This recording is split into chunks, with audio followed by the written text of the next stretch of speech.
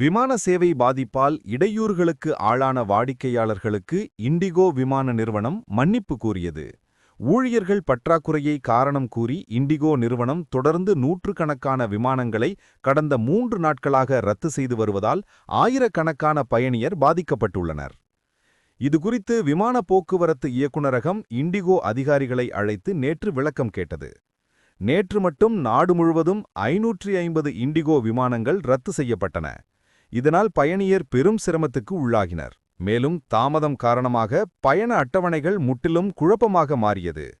இந்நிலையில் இண்டிகோ விமான நிர்வாகம் சமூக வலைதளத்தில் வெளியிட்டுள்ள அறிக்கை, கடந்த 2 நாட்களாக இண்டிகோவின் நெட்வொர்க் மற்றும் செயல்பாடுகளில் இடையூறுகள் ஏற்பட்டுள்ளன.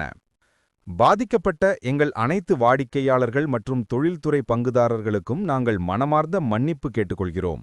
இந்த தாமதங்களின் தொடர்ச்சியான தாக்கத்தை குறைத்து இயல்பு நிலையை மீட்டெடுக்க இண்டிகோ விமான நிறுவனம் அனைத்து முயற்சிகளையும் மேற்கொண்டு வருகிறது.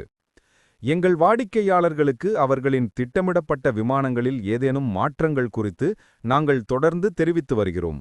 மேலும் விமான நிலையத்திற்கு வருவதற்கு முன்பு https://www.goindigo.in என்ற இணையதளத்தில் தற்போதைய நிலைமையை சரிபார்க்க அறிவுறுத்துகிறோம்.